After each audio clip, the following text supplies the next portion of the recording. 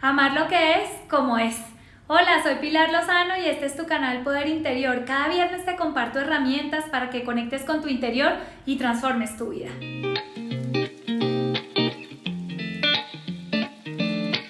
Estamos entrando a la dimensión sobre la que tenemos control, la interior.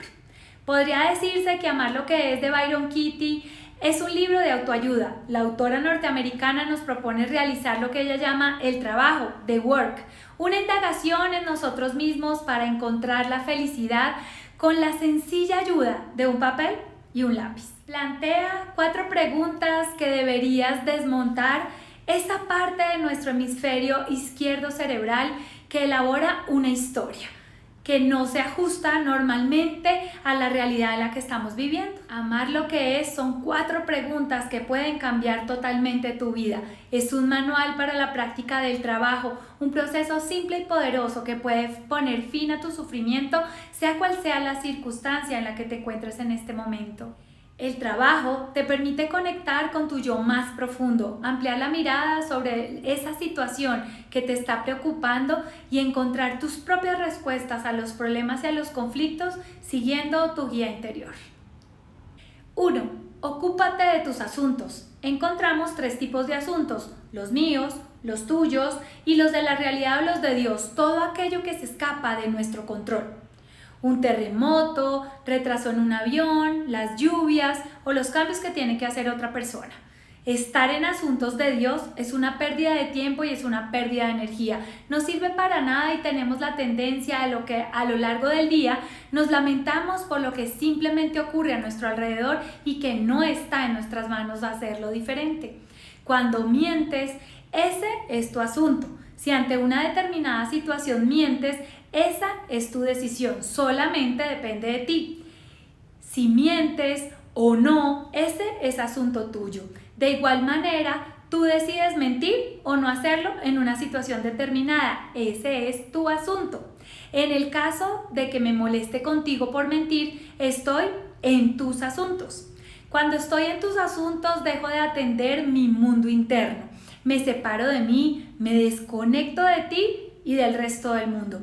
Empiezo a sentir emociones difíciles y actúo con confusión mental, desde la negación de lo que está ocurriendo en este momento. Gran parte de nuestro malestar, de nuestro sufrimiento, proviene de vivir mentalmente fuera de nuestros asuntos. Ahora te invito a que recuerdes las veces en las que te has molestado, enfadado, entristecido por lo que alguien ha hecho o ha dejado de hacer. ¿Cuántas veces has querido controlar, manipular a los demás para que hagan lo que tú quieres que hagan?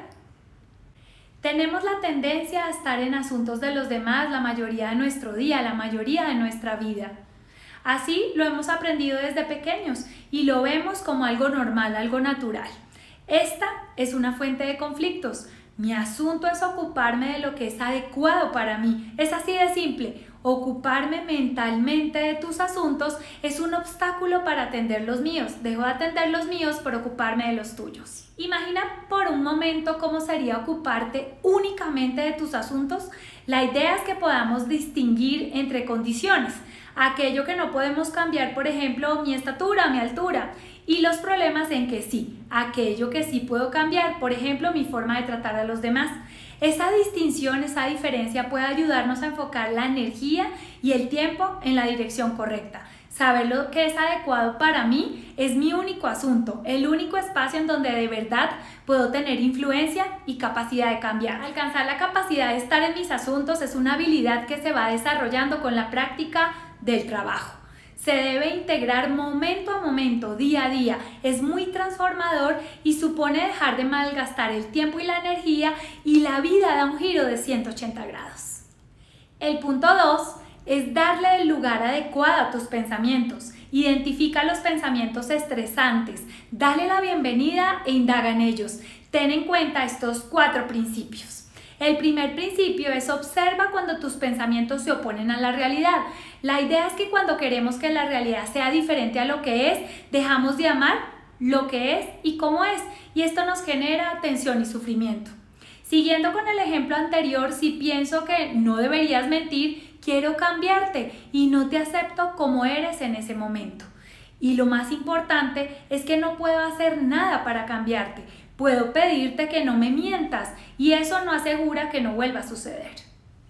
Si pienso, ojalá no hubieses mentido, me quedo ahí anclada, estacionada, echándote a la cara el que me hayas mentido y el daño que me has causado. Me siento como una víctima y tú eres el culpable de mi sufrimiento. Dentro de mí las imágenes de lo que ha ocurrido y de lo que debería de haber ocurrido se empiezan a poner una encima de la otra. Solo encuentro desasosiego e impotencia en lo que estoy sintiendo. La lucha interna está dada. Y es que cada una de las veces que discuto con la realidad, siempre pierdo. ¿Y cómo puedo saber que estoy discutiendo con la realidad? Cada vez que hay un debería o un no quiero en mi diálogo interno, debería llover más, no debería cortar los árboles de mi calle, el vecino debería bajar el volumen de la música, debería ser más alta, debería ser más perseverante, debería saber hacer en esta situación algo específico, mi madre no debería sufrir, mi abuela no debería. Todos esos deberías es que estoy discutiendo. Pregúntate, ¿cambia en algo la situación por querer algo diferente de lo que está ocurriendo en este momento? Cuando la respuesta es no, lo único que consigo es enfadarme y estresarme. Antes de conocer el trabajo pensaba que si aceptaba la realidad, eso me convertía en una persona apática, pasiva y en mi experiencia es exactamente lo contrario. Estar en mis asuntos me permite ser más asertiva, me facilita poner límites y me da el espacio para ser mucho más activa. Por ejemplo, si estás pensando en mis asuntos, pienso has mentido. ¿Qué puedo hacer ahora? Esto me da mucho más poder. Automáticamente dejo de intentar cambiarte. Ese es el asunto. Y me ocupo de mi experiencia frente a esa situación desde un lugar en el que no sufro y no me supone una pérdida de energía ni pérdida de tiempo. El segundo punto es acoge tus pensamientos con comprensión. Los pensamientos aparecen y desaparecen, ellos siempre vienen y van en nuestra mente a lo largo del día. El sufrimiento se origina no al tener ciertos pensamientos, sino al creer esos pensamientos. Solo los pensamientos perjudiciales son cuando nos apegamos a ellos como si fueran una verdad o una realidad. Durante muchos años intenté combatir los pensamientos negativos sin éxito. Probé diferentes técnicas para parar esos pensamientos, pero siempre volvían, incluso con mucha más fuerza. Lo que quiero decirte hoy es que lo único que me ha servido ha sido acoger esos pensamientos como visitantes, como lo que son, como que vienen con un mensaje o con algo escondido y siguen su camino. Al indagar en esos pensamientos, obtengo más conciencia y una perspectiva amable de la situación. En el libro Amar lo que es, puedes encontrar ejemplos prácticos de cómo ese proceso de indagación se aplica en situaciones sobre pareja, sobre la vida familiar, sobre el dinero, el cuerpo, las adicciones, esos juicios personales que tanto nos afectan o cualquier pensamiento, y también sobre cómo poder aplicarlo a la vida cotidiana y cómo hacernos amigos de lo peor que nos puede ocurrir en una situación. El tercer punto es ser consciente de tus historias. Las historias son los pensamientos o esa unión de pensamientos que creemos que son totalmente reales. Podemos referirnos al pasado, al presente o al futuro. Hace unas semanas miré el móvil y vi 3 llamadas perdidas de mi madre, lo cual es algo inusual, ya que ella suele llamar mucho una sola vez. Imagínate qué pasaría en ese momento. En ese momento mi abuela me vino a la mente, pensé que algo le habría pasado y ahí empiezan a aparecer imágenes de la abuela enferma, del hospital, de por qué la mamá está llamando, y entonces empiezas a preocuparte, empiezas a sentir tensión en toda la espalda, tensión en el estómago, empieza a doler la cabeza. Cuando tú empiezas a llamar y le explicas ¿para qué me necesitabas? ¿Por qué la razón de tantas llamadas? Ahí estaba diciendo que simplemente necesita preguntarte algo, que tu abuela está perfectamente y tu mamá solo necesita unas respuestas de tu parte. Allí, al colgar el teléfono, empiezas a ver claramente la historia que tú creaste, una interpretación de la realidad, los pensamientos que no son contrastados y tomados como ciertos. ¿Cómo sería convertirte en un amante de lo que es? Piensa por un momento. ¿Puedes recordar un momento en el que te ocurriera algo parecido? ¿Cuándo de la vida que vives esa historia y cuánto es realidad? ¿Cuántos de esos pensamientos automáticos se basan en historias dolorosas o estresantes que ya pasaron? Y ahora imagina por un momento quién serías tú sin esa historia. ¿Cómo sería tu vida sin esas historias de sufrimiento? El cuarto punto es mira el pensamiento detrás del sufrimiento. Todo sufrimiento es causado por un pensamiento que no es cierto. A veces estamos confundidos y no es difícil identificar esos pensamientos. Incluso podemos darnos cuenta cuando estamos sufriendo. ¿Cómo saber si estoy sufriendo? Me doy cuenta de que sufro cuando siento las emociones difíciles, como la ira, la frustración, la tristeza. La clave está en escuchar tu cuerpo. Observa qué te quiere decir tu cuerpo, cómo es tu respiración, sientes la tensión en los hombros o en los brazos. Me refiero que ese es nuestro estado natural, es ese estado de flujo, de paz, de armonía en lo que debes poner atención. Sé consciente de tu cuerpo, así te permite darte cuenta que los pensamientos te están causando esas situaciones difíciles. Tercero, practica la indagación del trabajo. Es una forma sencilla y efectiva para cuestionar los pensamientos que causan todo tu sufrimiento. Es a través de 4 preguntas y 3 inversiones que pueden ser más de lo que tu mente te dice y liberarte de esas historias y los pensamientos que están generando tu nivel de estrés. La tercera parte son las 4 preguntas que Byron Katie propone en Amar lo que es. Es un proceso de indagación a través de 4 preguntas. Es un viaje hacia el interior de ti misma. Es una manera de conectar con tu naturaleza sabia, con tu profundidad. Contestando a las 4 preguntas puedes volver a casa, puedes encontrarte con quién eres realmente, conectar contigo sin los juicios y sin las ideas acerca de cómo deberían ser las cosas. Hacerte esas 4 preguntas facilita el encuentro amoroso con lo que es, con tu realidad tal cual es sin juicio. Estas 4 preguntas te acercan a amar lo que es, como es. De manera que el sufrimiento no existe, ya que dejas de querer que las cosas sean diferentes a como en realidad son. Es una aceptación profunda hacia la vida. Antes de hacer estas 4 preguntas hay que escoger una situación o un pensamiento que te está causando estrés, dolor o sufrimiento. Una vez hayas escrito tu afirmación o tu pensamiento, puedes indagarlo con las 4 preguntas. Estas 4 preguntas son: ¿es verdad? ¿Puedes saber qué es verdad con absoluta certeza? ¿Cómo reaccionas? ¿Qué sucede cuando crees ese pensamiento? ¿Qué o quién serías sin ese pensamiento? Vayamos a la primera pregunta. ¿Es verdad? A veces ocurre que inmediatamente ves la afirmación que has escrito, dices, no es verdad. Si la respuesta es no, entonces pasa directamente a la tercera pregunta. Si tu respuesta es sí, empieza a explorarla. Pregúntate, ¿cuál es la realidad de eso? Ahora pongamos un ejemplo para que te quede más claro. Escojamos la siguiente situación. Entras a tu casa y parece que no hay nadie. Abres la puerta de la habitación de tu hija, que tiene 18 años, y la ves acostada en su cama, absorta en la pantalla, justo como la dejaste hace 4 horas atrás. Está ahí en su celular y piensas, ¿mi hija debería pasar tanto tiempo con su teléfono celular?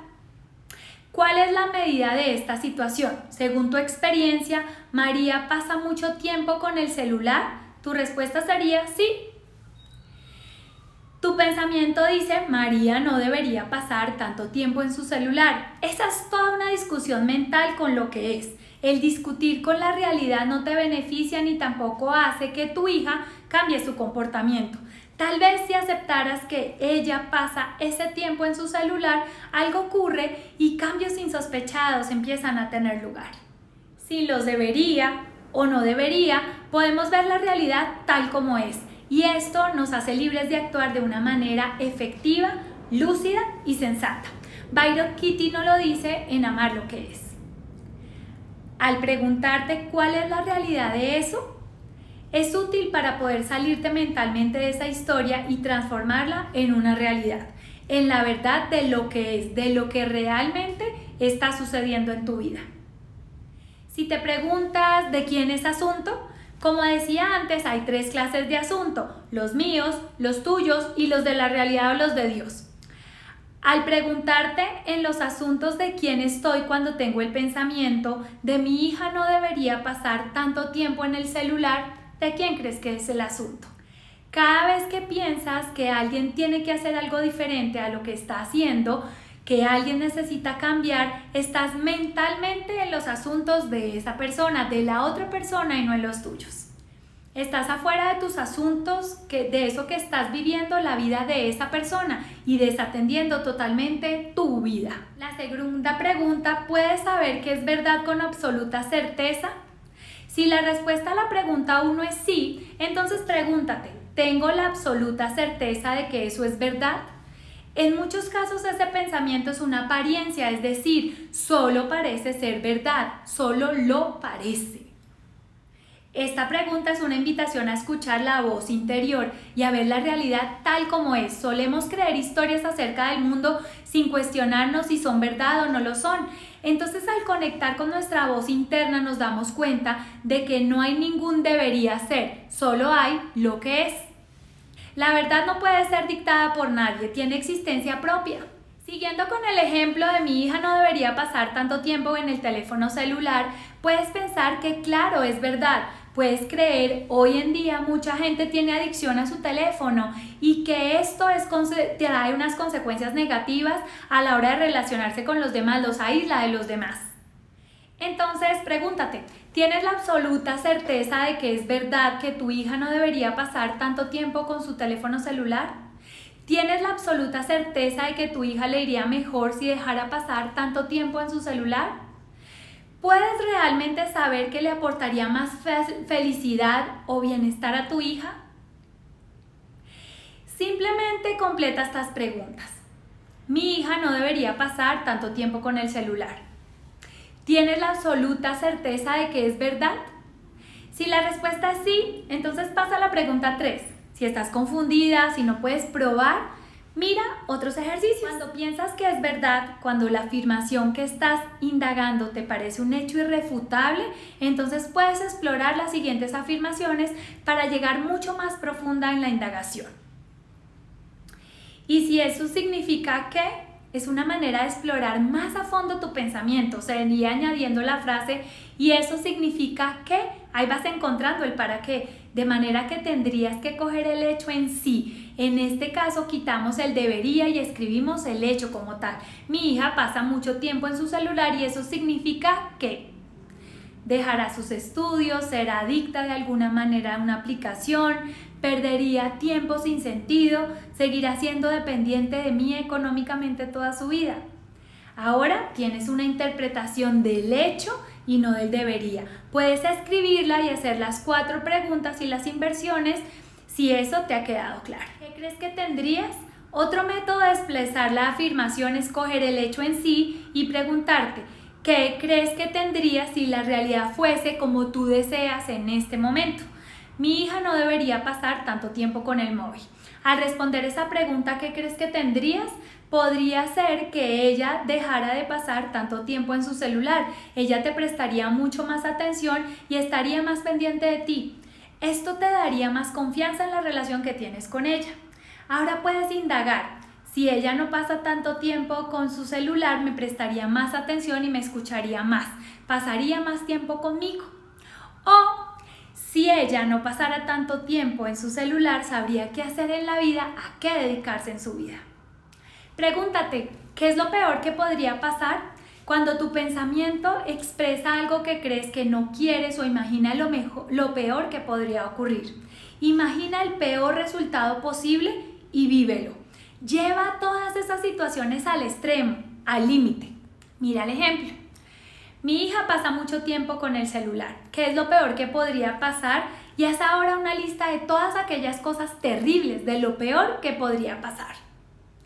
Observa esas imágenes horribles que empiezan a aparecer en tu mente y anótalas en esa hoja. Imagínate qué será lo siguiente que ocurre.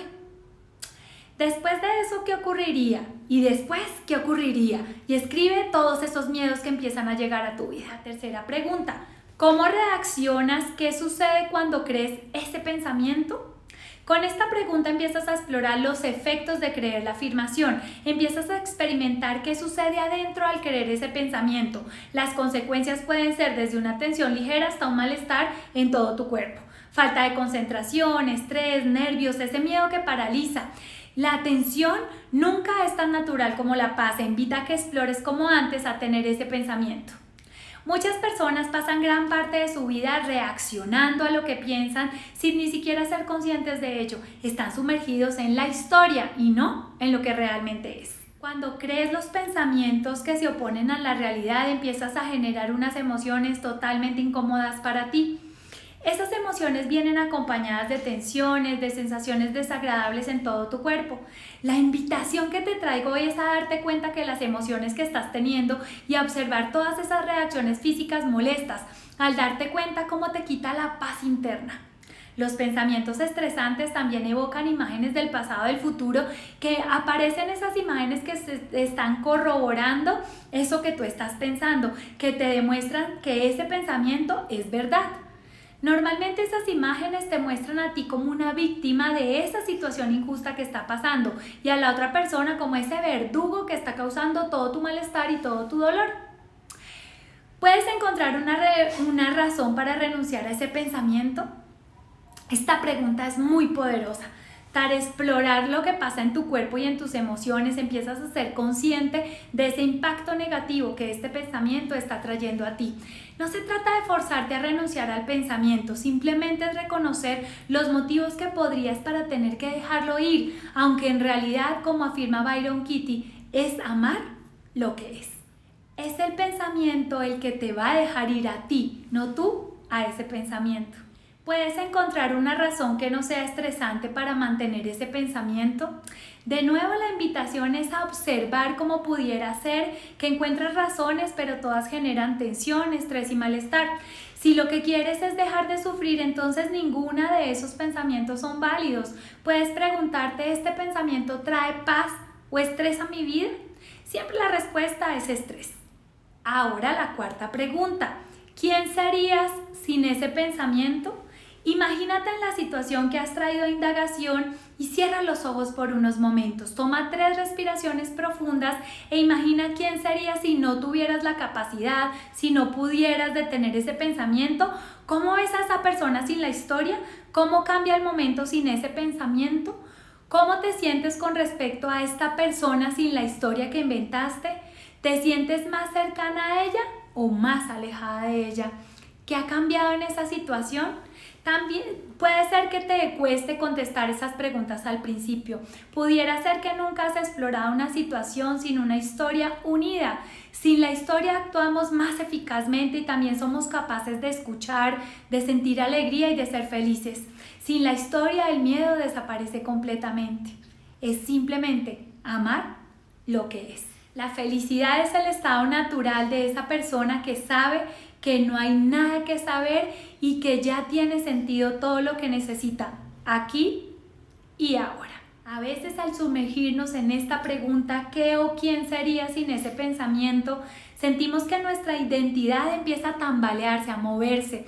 Es una pregunta que nos despoja de todo y nos deja solo con nuestro presente, sin la ilusión de un pasado o de ese futuro que va a venir. Si te surge la cuestión de sin saber la vida no tiene sentido o no voy a saber cómo manejarme en mi vida, puedes preguntarte, ¿es verdad que no voy a saber cómo manejarme en mi vida?